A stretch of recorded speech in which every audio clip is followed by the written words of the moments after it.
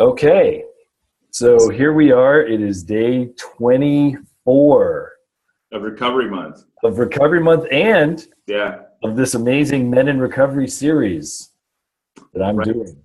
That really has been fun to do and really fascinating to connect with men all around different ideas around being a man in recovery.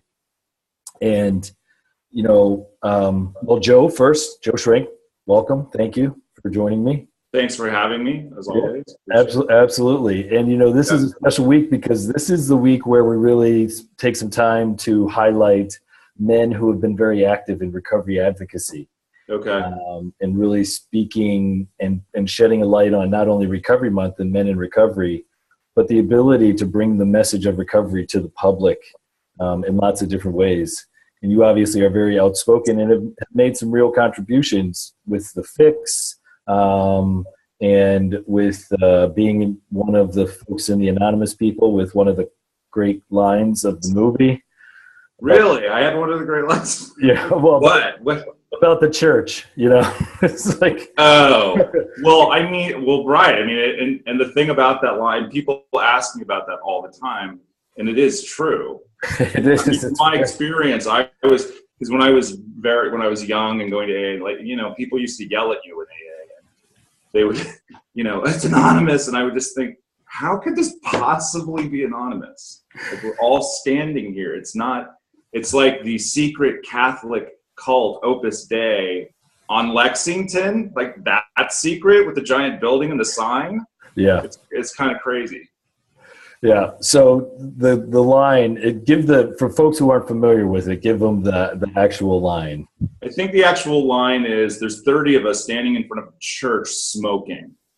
This isn't anonymous. That's right. Where is the anonymity? That's right. I never really understood the anonymity part of it. Yeah.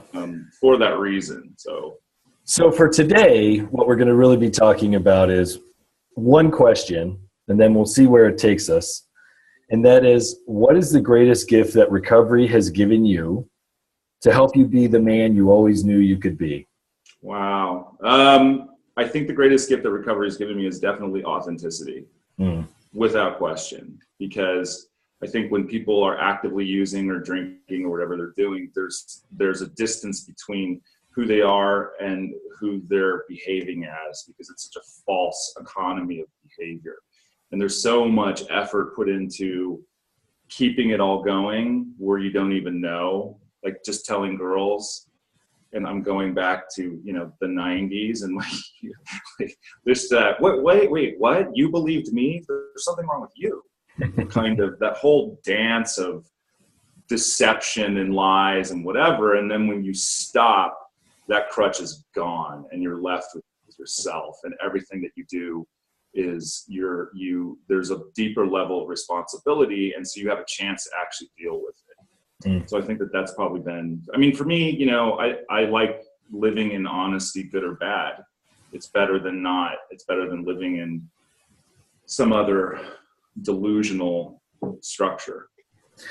Yeah, so authenticity has come up several times, not surprising. Yeah. One of the mantras of at least 12-step recovery, but I think of all recovery, is to thine own self be true. Yes. And it comes with a cost, right? Well, it does when you're me. Yes, there's a cost, there's a price to pay.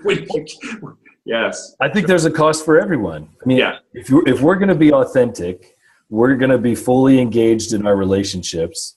We're going to be present, but we're also going to say what's on our hearts, what's on our minds. We're going to make mistakes, but we're also going to, I think, try to be a clear yes and a clear no when we need to be. But also to not pretend like we like something when we don't like it, to not worry about hurting somebody's feelings because they want us to say something that doesn't align with who we are. So I certainly find authenticity to be a moving target, unfortunately, only because of my own vacillations.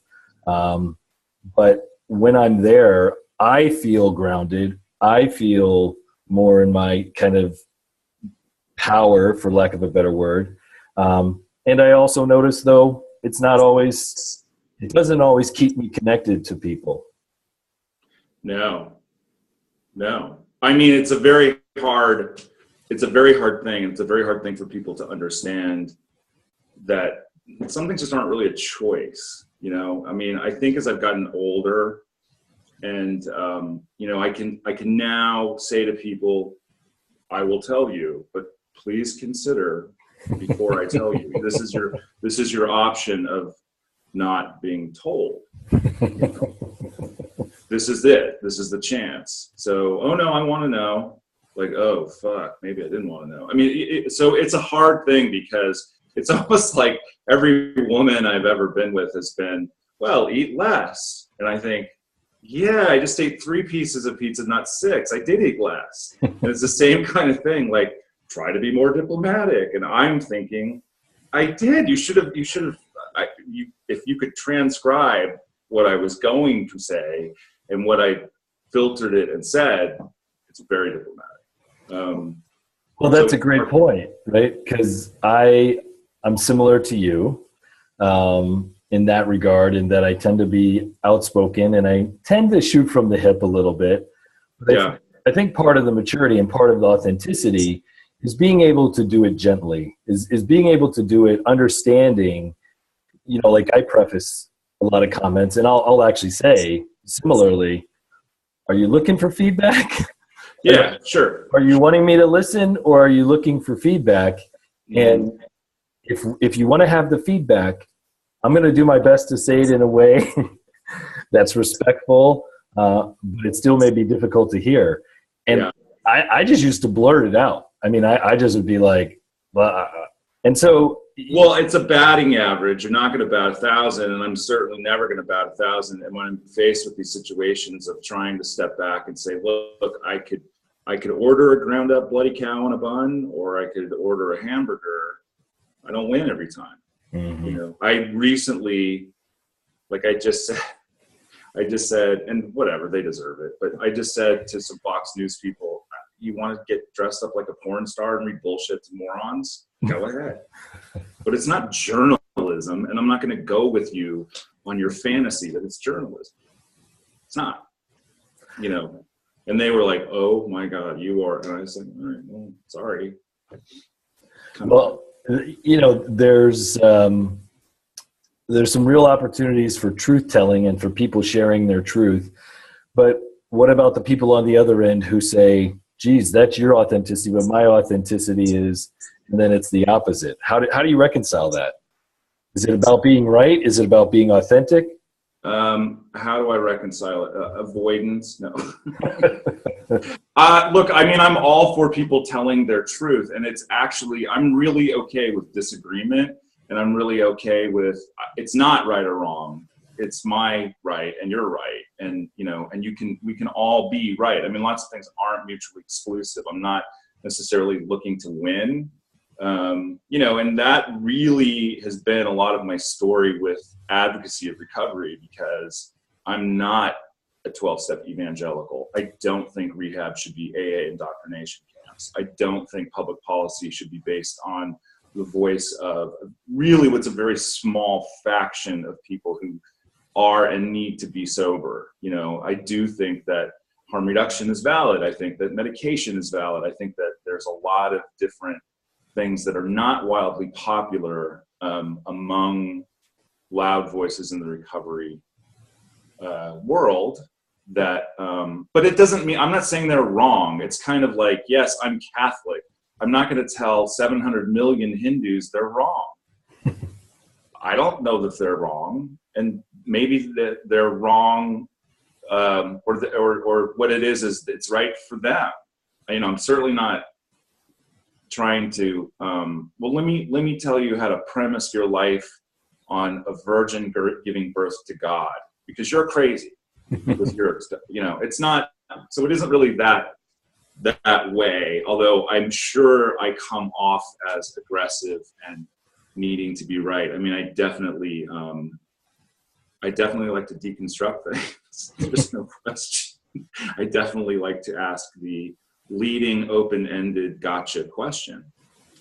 But part of that is just the journalist in me. I mean, when we started The Fix, part of it was I don't see how there can be a $20 billion industry with no media scrutiny.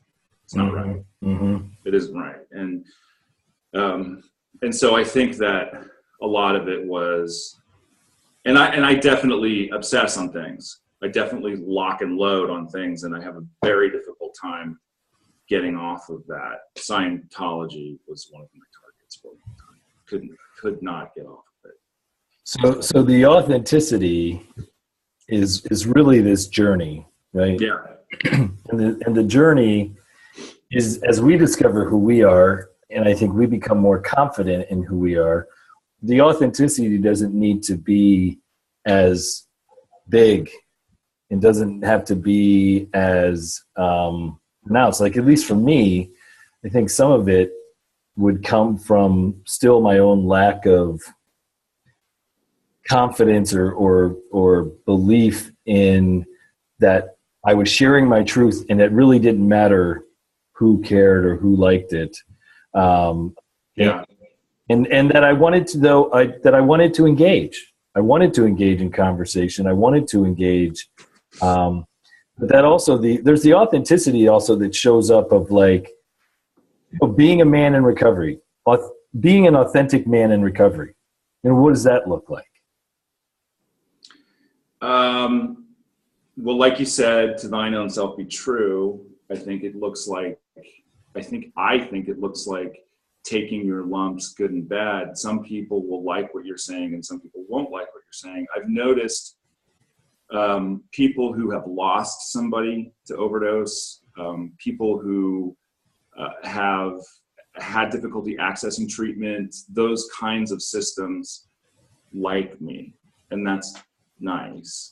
People who make money from a very specific thing that they're delivering do not like me. And I'm actually, so I think part of it is just acceptance. It's like, all right, it's like being the mayor. Half the people love you, half the people hate you, and 5% of the people waver between people who love you and people who hate you. And so I think that if you're not consistent, because consistency is really, really important. Like, whether it's like coaching or teaching, whether you're the stern teacher or whether you're the hangout, relaxed teacher, whatever it is, it needs to be consistent, because when people don't know where you stand, it's difficult for them and it's difficult for you. So the question as a guy in recovery is always trying to manage the defects of character. Like, when am I tipping into just being a dick? And it happens a lot. Yeah. It definitely happens. I don't win every battle. And it's hard because, okay, let me check this behavior. And then I start to feel like I'm trying to suppress things and I'm not being authentic. So it's a very difficult and delicate balance. And it's also like, well, pick your people. I mean, I unleashed once on Michael Botticelli, and he was not happy. And I was like, well, dude, don't be the drug czar then. If you can't take it, I mean, part of my issue with Chris Christie is not what he says, but who he says it to. It's always a kindergarten teacher or a guy in a wheelchair who has MS. It's never like, say it to me, man, or say it to another governor, And so I think that some of it might be that. Like, I have, and I'm trying to not do it, trying to not shit on people on Facebook and then look at their pictures, because then I feel bad. Like, oh God, look at their life. What did I just do? Oh shit, that wasn't nice. I should have done that. So let's do this. So you've got the public piece around this, but you've also had an amazing journey of your recovery with your sons, with sure. personal lives. So how talk a little bit about that authenticity piece in your personal life, in your relationship. In my personal life, look, I am a big advocate and participant in the Jesuit order. If I didn't like fucking chicks, I would be a Jesuit, but and maybe I'm getting old enough now. It's like, how old am I? A naked girl can stand in front of me, right? Be like, honey, you're blocking me. But anyway, so I do try to participate in that particular philosophy of life, and part of that is being a man for others. Like, beat that into your head. And so being a grandiose alcoholic, I thought they meant it. And so I went to Africa and got an AIDS orphan, right?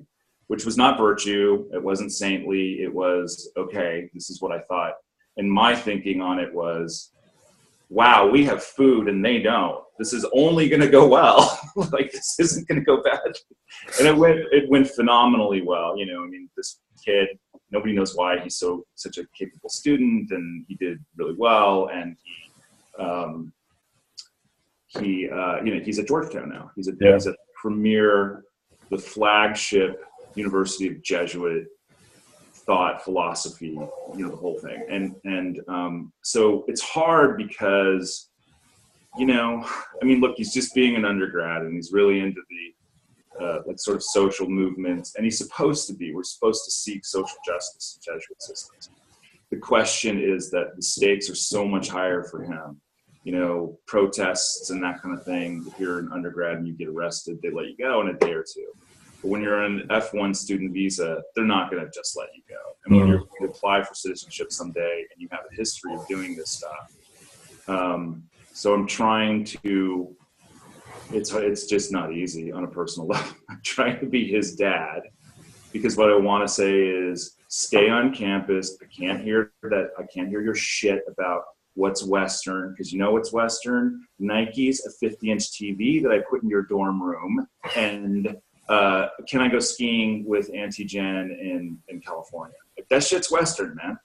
You know, that's so I want to just like suppress all of this stuff to keep him safe, to keep him not having long-term repercussions with future stuff, like whether it's applying to medical school or applying for citizenship or whatever it is.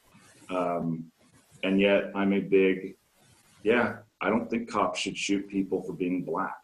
I think it's a dumb reason to shoot somebody. You know, and I don't think the black male, you know, there's two things with law enforcement, and not all, and yes, I know, and white lives matter too, blah, blah, blah. But there's two things. It's like, no, either put the beast down, because, you know, we have to shoot him, or get him back into the cage. Like, those are the two things, and the rationalizations will send me around the bend. Look at this picture of him smoking pot. Like, yeah, that's not punishable by death without trial. You can't just shoot somebody.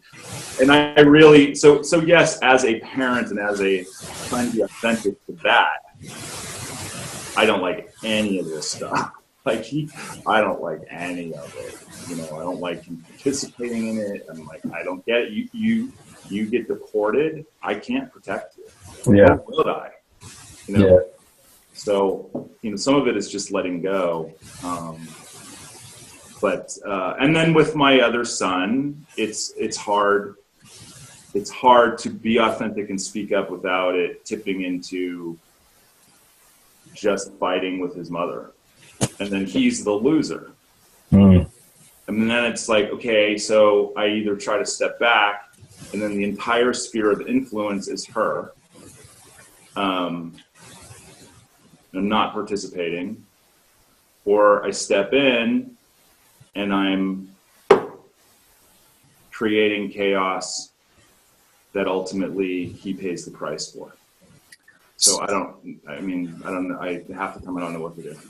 Well, so that to me, really, just to kind of wrap this up in the conversation, you know, this has been an honest discussion about authenticity, and really the fact that there's not a guidebook. You know, it's a day-to-day journey, and it's also about learning that in our lives we can be authentic, in our minds we can be authentic, but that doesn't always mean it has to be expressed. It doesn't mean that it always has to be overt. When we take into consideration the impact it might have on other people, or when we just think of the larger sphere of our relationships. I mean, that's what I hear you saying. And I think the gift of thoughtfulness around that, you know, there's one thing to be in your face, kind of, I'm just being authentic. Yeah. Versus being thoughtful about connection in the community we're in and saying, this is my authentic truth. But I also understand that I want to live in a community of authenticity. And so that's honoring and welcoming you as well. but it doesn't mean we have to agree. It doesn't mean no, and I don't think it's good to agree with every single thing. I mean, that's like, to me, that's sort of chameleon lack of identity codependency. If you agree with everything, right? And I don't think that that's a healthy thing either. You know, I mean, it's very like everything. It's everything, and it doesn't ever. It's a daily struggle. Like, I don't really struggle to not drink anymore. I'm okay with it. Sometimes I get very resentful about not being able to. And then it's just like, I was at a thing at the school, at my son's school, the younger one. And, you know, there's like parents drinking wine at the thing. I'm just like, they're like, oh, is it bothering you? I'm like, not really. Would crack bother you? It's just more like, really, you can't even go to the parent night without having to, you know, and there's always like the pusher. Oh, do you want a glass of wine? No, I don't drink. Just, I don't know, Diet Coke, iced tea. No, oh, it's no, it's okay. It's just wine. And we're in a wine club. It came from Napa. I'm like, yeah, I don't drink. I don't know. And so I get pissy. And the truth is, it's not them. They're not doing anything wrong, and they're not impaired. It's me. What it is that I'm pissed that I can't drink with them. You know, that's what it is. And so I need to sort of, like, before I just start lobbing grenades and alienating people, I have to check my own thing. And, you know, so it always comes to, well, I'll just leave. So it's never easy. And it's like, look, balance to any alcoholic is difficult. The whole, like, last night I came in and I actually looked back at the Ben & Jerry's. It said 4 servings. And I was like, that's bullshit. And I threw the lid away and ate the whole thing. Right? Like, there's no like, well, just have some of it. You know, no, I'm going to eat it till it's gone. So the only defense I have is to buy a smaller container. You know, it's just, it's never easy. It's never easy. And it's never easy to be in range of, you know, not, like, brutal honesty is something that I'm okay with. Yeah. You know, honest and unmerciful. Yeah. But then it can become brutality. Yeah. Well, and I definitely do that. There's a great line, right? And we can we'll end the conversation here. And I always like my guests to have the last word, but I'll say that I think part of this conversation has been I recently learned this quote, and I've been trying to internalize it myself. You know, honesty without compassion is a subtle form of hostility. Yeah. And, you know, for me, I think that's part of it. And I think it connects to the advocacy movement. You know, I mean, part of my interview with the anonymous people was saying, look, you know, we're not exactly always the most attractive group to help people believe in recovery. No. You know, I mean, if I want people to respect people with addictive disorders, you know, I really need to pay attention to how I function. Yeah. And remember that the world really doesn't owe me anything because I'm in recovery, because I've stopped, you know, hitting cars with my car and having unprotected sex with anything that walked. And because, you know, I stopped dealing drugs, like, the world now owes me something. Right. That's the big book thing. Aren't we lucky the wind stopped blowing? Right. Yeah, you're so lucky. Right. So with this, I knew it would be a fascinating, provocative conversation. I'm really glad that you were part of this. And as I like to say, we're ending these conversations. Take us home. Take us home. Wow. Okay, guys. So look, you're going to have to be authentic, or you're not going to stay in recovery. I mean, that's the other thing. I think that people who try to live dishonestly, it can't be done for very long. And so, yes, I think that authenticity and being honest and true to yourself. And, you know, at 47 years old, it's like, all right, I hold the world as the world, Graciano, and all the world is a stage. And my role is apparently as provocateur, and I'm okay with it. You know, right, like trying to keep that down isn't going to be helpful or compassionate to myself or to other people, because I feel like misleading people is not really compassionate. So I don't know. Look, I could talk, I can talk forever. I can ramble. We could ramble forever. Well, I appreciate it. I really do. It's an easy topic to duck.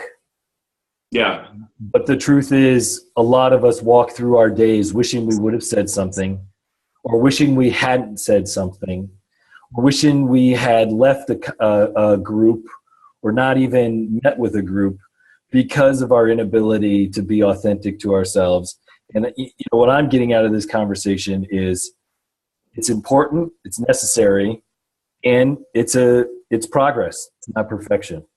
It is progress, not perfection. And that's the other thing I always tell people. Even Ted Williams only hit 400. There you go, man. Right? I mean, you hit 4 out of 10 times. You're successful 4 out of 10 times, you're a Hall of Famer. So there you go. So all right, man. With it. All right. Hey, thanks a lot. Yeah. Thank you. Happy Recovery Month, Joe. Yes, happy Recovery Month. And I will say, if the NFL can wear pink cleats for breast cancer, we can do something. We can have some giant system supporting Recovery Month, which we do not have currently, but we should. We're getting there. I agree. Totally agree. Yeah. Okay. Thanks. Take care. Bye.